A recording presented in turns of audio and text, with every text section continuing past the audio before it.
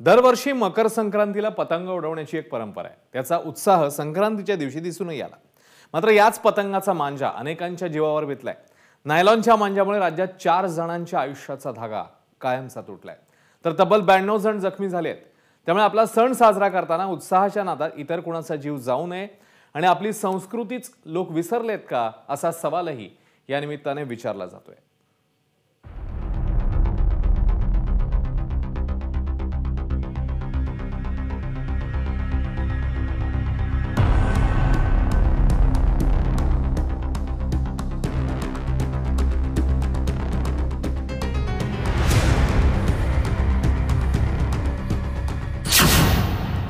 संक्रांतीची पतंगबाजी बेतली जीवावर. धोकादायक मांजा ठरला काळ.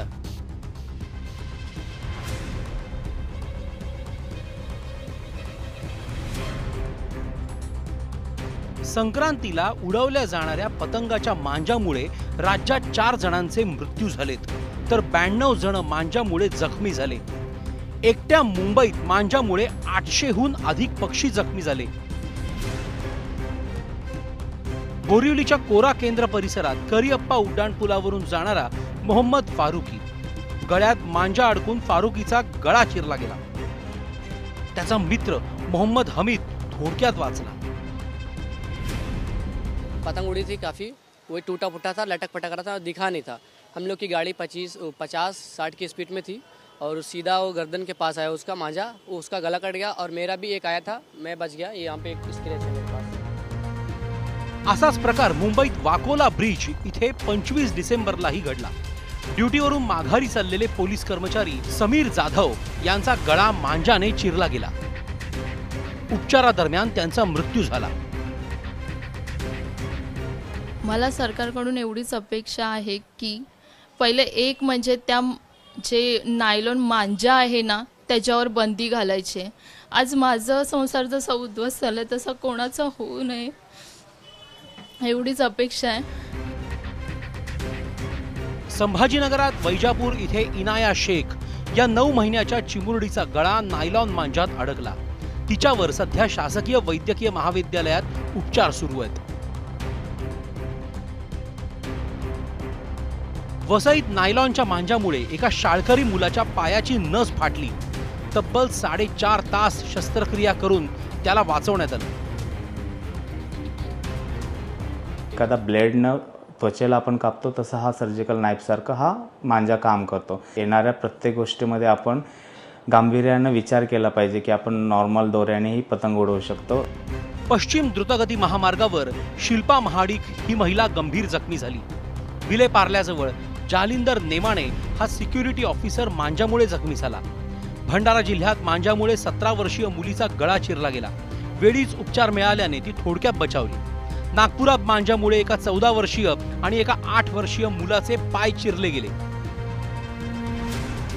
मकर संक्रांतीला प्रभू श्रीरामानं पतंग उडवण्याची प्रथा सुरू केल्याची आख्यायिका सांगितली जाते. प्रभू श्रीरामाचा पतंग थेट स्वर्गात गेला, तो इंद्रेच्या सुनेला मिळाला, वगैरे वगैरे वगैरे. मात्र याच पतंगाच्या उत्सवामध्ये काटाकाटीची स्पर्धा सुरू झाली आणि तिथे नायलॉन मांजाची एंट्री झाली आणि त्यामुळेच अनेक जण जखमी आणि अनेक पशुपक्ष्यांचा जीव गेला. भारतातच प्लास्टिक नायलॉन पासून बनवलेल्या मांजाला चायनीज मांजा असं म्हणतात. मोनोकिट नावाच्या कंपनीने बंगळुरूमध्ये हा प्रकार सुरू केला. काचेचे तुकडे, धातू, लोखंडाचे तुकडे डिंकात मिसळत मांजावर लावतात. या मांजात अनेक रसायनही मिसळतात. या प्रकाराची गंभीर दखल औरंगाबाद खंडपीठाने घेतली. नायलॉन मांजाचे दुष्परिणाम अभ्यासक्रमातच शिकवले गेले पाहिजेत असे निर्देश कोर्टाने दिले आहेत. आणि जोपर्यंत पब्लिक अवेअरनेस होत नाही तोपर्यंत याच्यावर आळा बसणं शक्य होत नाही. त्यामुळे काल कोर्टाने सांगितलं की प्रिन्सिपल सेक्रेटरीने 31 जानेवारीपर्यंत स्टेटमेंट करावं आणि हे मॅन्डेटरी करावं की प्रत्येक शाळेत कॉलेजमध्ये हे मांजाचे काय दुष्परिणाम आहेत, पक्षी, जे माणसं ज्यांचे गळे कापले गेलेले आहेत, असे हे पोस्टर्स प्रत्येक शाळा आणि कॉलेजमध्ये कंपल्सरी लावण्यात यावेत. त्याच्यामुळे हे लोकांच्या मनावर, विद्यार्थ्यावर ह्याचा काय परिणाम होईल आणि याच्यातून ते मांजा वापरणार नाही त्याची दक्षता घेतली जाईल. असेल खंडपीठाच्या आदेशानंतर नायलॉन मांजा विक्रेत्यांवर कारवाईलाही सुरुवात झाली.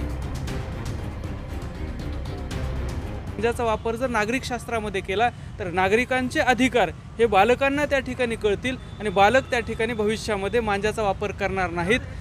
मांजाचा समावेश अभ्यासक्रमामध्ये करण्याबाबत कोर्टाने जो निर्णय दिलेला आहे तो अत्यंत स्वागतार्ह आहे. अभ्यासक्रमामध्ये याच्याविषयी एखादा धडा आला तर लहान मुलांना आधीपासूनच कळेल की मांजाचे काय काय दुष्परिणाम होतात आणि मग ते वापरणं तसं टाळतील. मांजाबद्दल धडा हा लहानपणापासूनच आला तर आपल्याला मांजा का वापरायचा नाही हे कळेल. संक्रांतीच्या काळातली आल्हाददायक हवा, त्याला मिळणारी वाऱ्याची जोड यामुळे पतंग उडवण्याचा आनंद घेतला जातो. मात्र आपली कन्नी कापली जाऊ नये म्हणून पतंगाला नायलॉन मांजा, धोकादायक चायनीज मांजा बांधणं ही खरोखर विकृती. आपली ईर्षा, अतिउत्साह कोणाच्या तरी जीवावर बेतू लागलाय. त्यामुळे आता काळजी घेणं गरजेचं आहे. खंडपीठाचे निर्देशही गांभीर्याने घेण्याची गरज आहे. कृष्णा केंडेसह ब्युरो रिपोर्ट, ABP माझा. ABP माझा, उघडा डोळे बघा नीट.